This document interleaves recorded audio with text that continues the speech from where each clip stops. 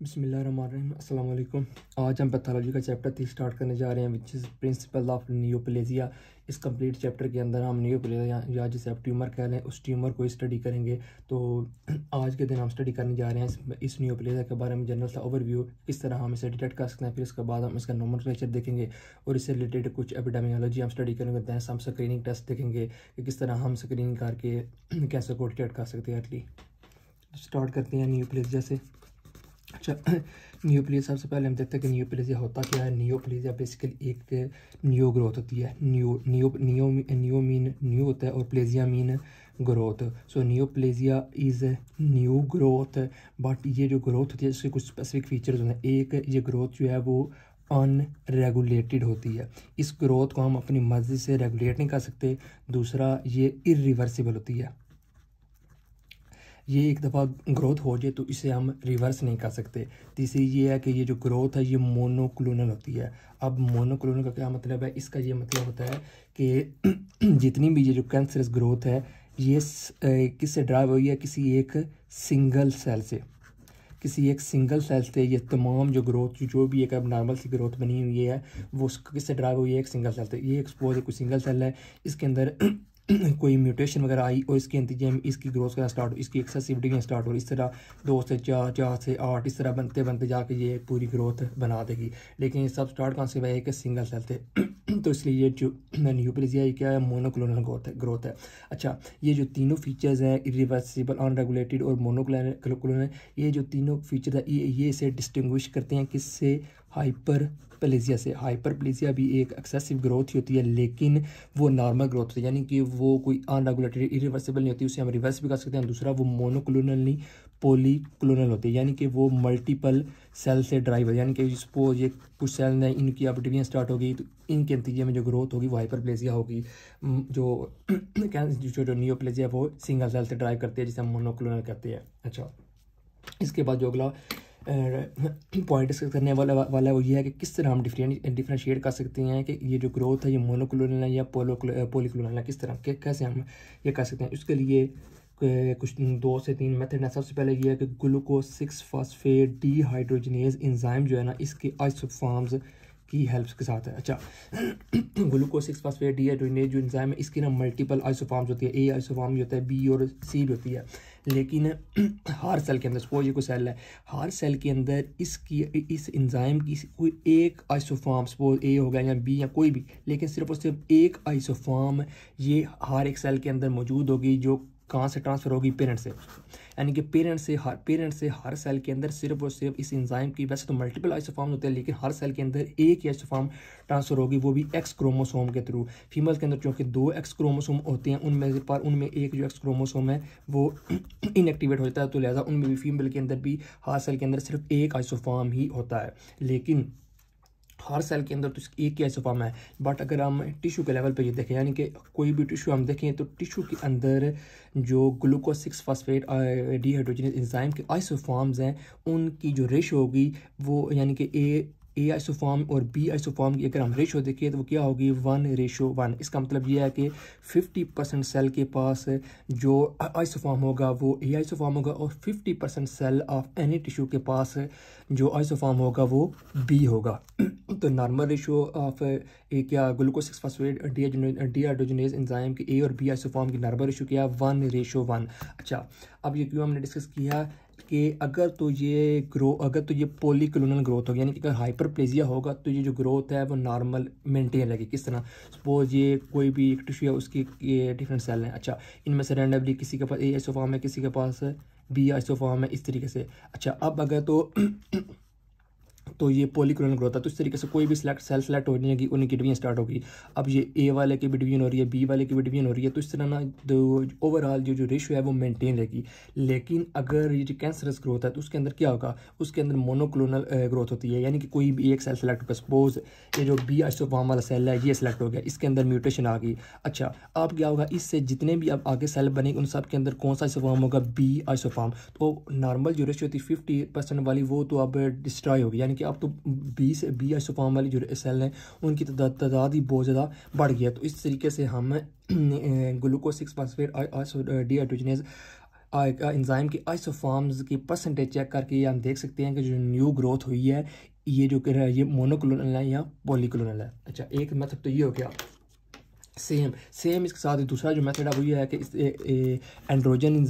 Androgen receptors जो होते हैं, एंड्रोजन रिसेप्टर्स के भी आइसोफॉर्म्स होते हैं। उन आइसोफॉर्म्स की भी परसेंटेज हम चेक करके सेम इसी तरीके से, सपोज उसके भी कोई डिफरेंट आइसोफॉर्म्स है, A B C कर लें, और उनकी भी डिफरेंट कोई स्पेसिफिक परसेंटेज है, अगर वो परसेंटेज डिस्टर्ब हो गया तो उसका क्या मतलब है? इसका मतलब मोनोक्लोनल ग्रोथ हुई है, इसी वजह से ये जो परसेंटेज है डिस्टर्ब हो गया है। तो इस तरीके से ग्लूकोज 6-फास्फेट डिहाइड्रोजनेज एंजाइम के आइसोफॉर्म्स या एंड्रोजन रिसेप्टर के आइसोफॉर्म की मदद से हम ये डिस्टिंग्विश कर सकते हैं ये मोनोक्लोनल ग्रोथ है या पॉलीक्लोनल ग्रोथ है। इसके अलावा एक और तरीका भी है, वो ये है कि इम्यूनोग्लोबुलिन आ गया, यानी कि 20 सेल के ऊपर होती है इम्यूनोग्लोबुलिन, और इम्यूनोग्लोबुलिन की चेन होती है, एक लाइट चेन होती है और एक हैवी चेन होती है। अब ये जो लाइट चेन है ये इसके भी आइसोफॉर्म होते हैं, मतलब इसके भी जो फिनोटाइप है वो दो होती हैं, यहाँ ये कैपा होगी, यहाँ ये लैम्डा होगी।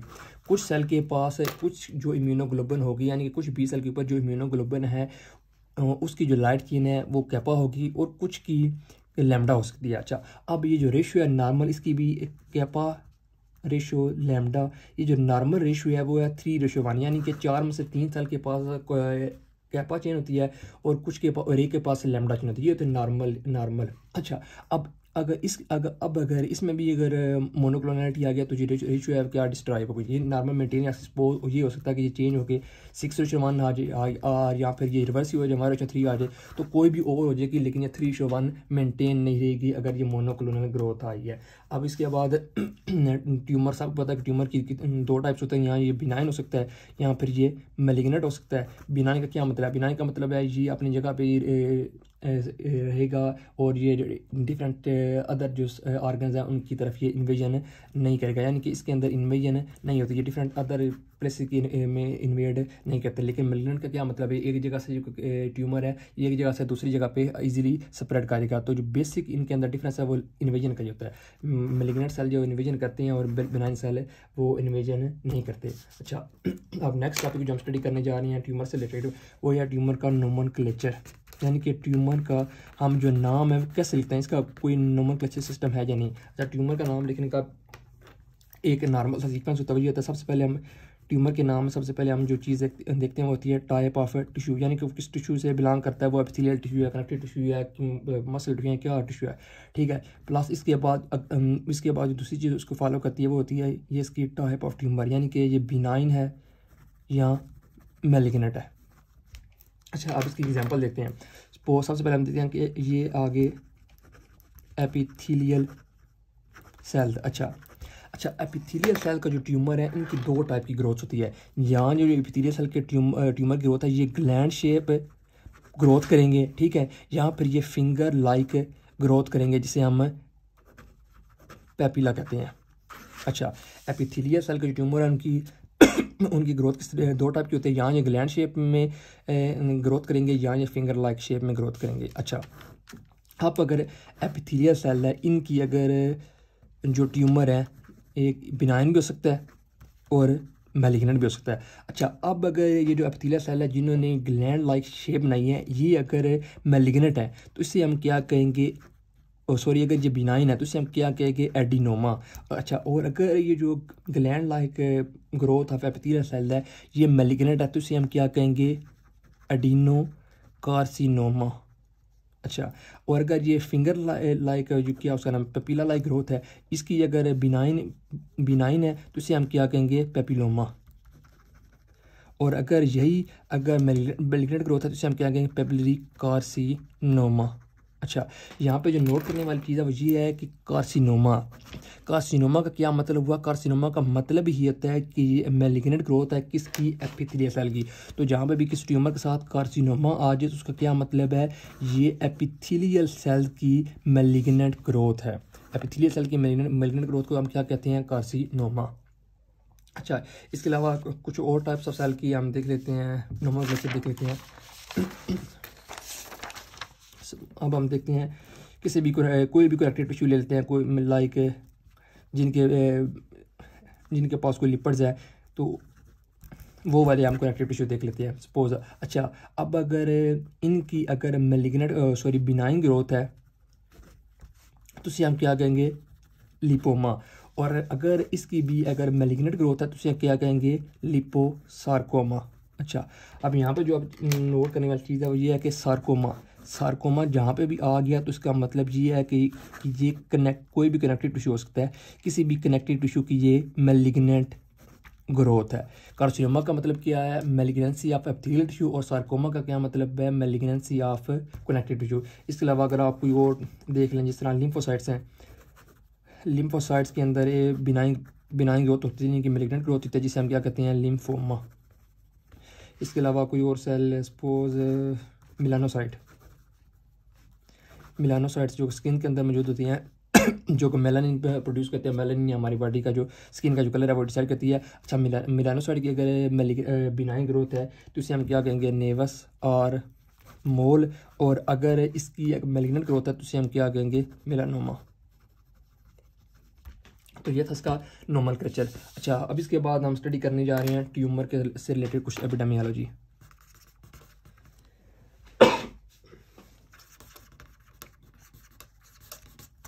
अच्छा, एपिडेमियोलॉजी सबसे पहले हम देखते हैं कि एडल्ट्स जो हैं इनके अंदर नॉर्मली जो मेन काज है वो डेथ का वो क्या होता है। एडल्ट्स के अंदर सबसे पहली जो बड़ी वजह होती है डेथ की, वही होती है कार्डियोवास्कुलर डिसऑर्डर। इसके अलावा दूसरे नंबर पे होती हैं कैंसर्स। तो एडल्ट्स के अंदर दूसरे नंबर पर जो डेथ की बड़ी वजह है वो क्या है, कैंसर। तीसरे नंबर पर एडल्ट के अंदर डेथ की जो वजह होती है वो होती है रिस्पायरेटरी डिसऑर्डर्स। और अगर हम आए चिल्ड्रन की तरफ, तो चिल्ड्रन के अंदर जो सबसे बड़ी वजह है डेथ की वो होती है एक्सीडेंट्स। और इसके अलावा दूसरे नंबर चिल्ड्रन के अंदर भी जो दूसरी कॉमन वजह है डेथ की वो होती है कैंसर। तो इससे आपको अंदाज़ा होता है कि जो कैंसर है कितना इंपॉर्टेंट टॉपिक है स्टडी करने के लिए। और तीसरे नंबर पर जो डेथ की वजह है वो है कंजेनिटल डिसऑर्डर्स, पैदाइशी बीमारियाँ जो होती हैं बच्चों के अंदर, वो तीसरे नंबर में मेन वजह है चिल्ड्रन के अंदर डेथ की। अच्छा, इससे तो हमें पता चल गया कैंसर को स्टडी करना कितना ज़रूरी है। अब हम देखते हैं जो कैंसर की डिफरेंट टाइप्स है। कैंसर लंग कैंसर भी हो सकता है, कैंसर ब्रेस्ट कैंसर भी होता है, जितनी कोई भी जो डिफरेंट टाइप्स है लंग कैंसर की, उनके अंदर इंसिडेंस के लिहाज से जो कॉमन कैंसर है वो कौन सा है। इंसिडेंस के लिहाज से सबसे जो कॉमन कैंसर होता है वो होता है मेल के अंदर प्रोस्टेटिक कैंसर, और फीमेल के अंदर होता है ब्रेस्ट कैंसर। ये पहले नंबर पे आता है। दूसरे नंबर पे इंसिडेंस के लिहाज से जो कॉमन कैंसर है वो होता है लंग्स कैंसर।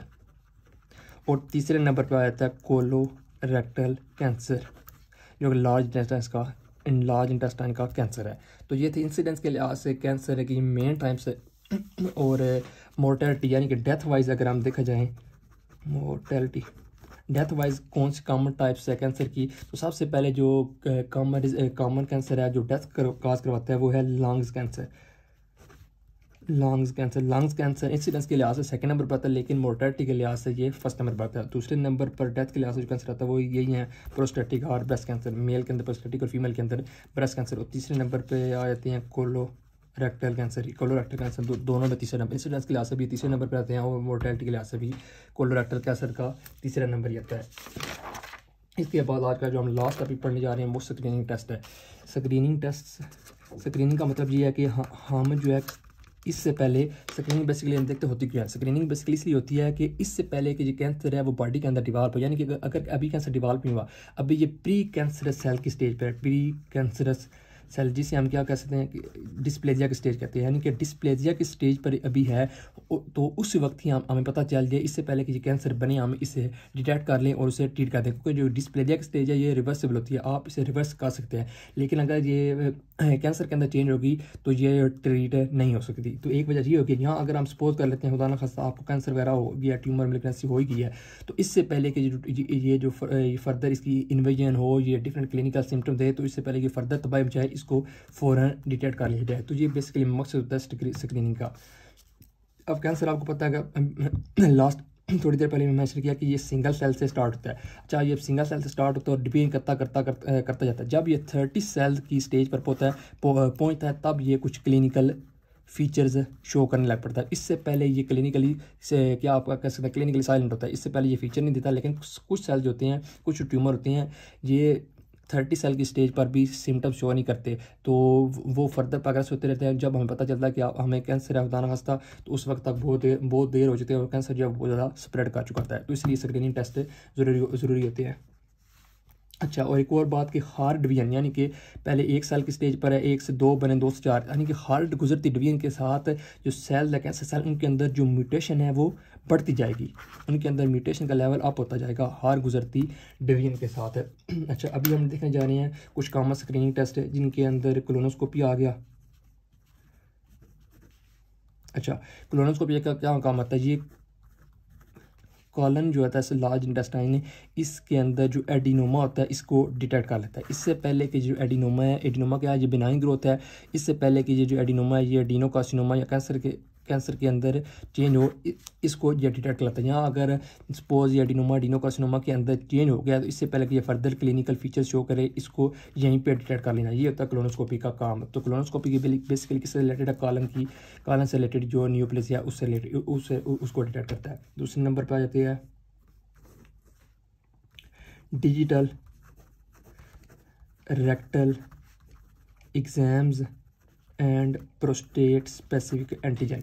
अच्छा, अब डिजिटल रेक्टल एग्जाम और प्रोस्टेट स्पेसिफिक एंटीजन का क्या काम होता है, इनका काम होता है प्रोस्टेटिक कैंसर को डिटेक्ट करना। इससे पहले कि ये फर्दर स्प्रेड हो, डिफरेंट ये कॉम्प्लिकेशन को दे, इसको पहले हम डिटेक्ट कर सकते हैं डिजिटल रेक्टल एग्जाम के बाद। और यहाँ फिर प्रोस्टेट स्पेसिफिक एंटीजन का टेस्ट चेक करें। प्रोस्टेट स्पेसिफिक एंटीजन क्या है, बेसिकली ये ट्यूमर मार्कर है, ये हमारे सीरम के अंदर, ब्लड के अंदर इसका लेवल होता है। अगर ये इसका लेवल अप हुआ तो उसका मतलब है आपको प्रोस्टेटिक कैंसर हुआ है। तीसरे नंबर पर आ जाती है मेमोग्राफी। मेमोग्राफी के अंदर हम जो ब्रेस्ट कैंसर है उसे डिटेक्ट करते हैं, यानी कि अभी ब्रेस्ट कैंसर जो है वो कार्सिनोमा के अंदर चेंज हुआ तो उसको पहले डिटेक्ट कर लिया। अगर कार्सिनोमा हो भी गया तो फर्दर इसको स्प्रेड करने से हम बचा सकते हैं, यानी कि अभी स्प्रेड नहीं हुआ तो उसकी हम ट्रीटमेंट वगैरह शुरू कर सकते हैं। और लास्ट नंबर पर हम जो स्क्रीन टेस्ट देखने जा रहे हैं वो है पैप स्मीयर। पैप स्मीयर से हम जो फीमेल जेनिटलिया का जो पार्ट है सर्विक्स के कैंसर को हम डिटेक्ट कर सकते हैं। तो ये था आज का जनरल सा ओवरव्यू और कुछ स्क्रीनिंग टेस्ट एपिडेमिया न्यूप्लेसिया के बारे में। कल से हम इसको फर्दर स्टडी करेंगे इसके टॉपिक्स।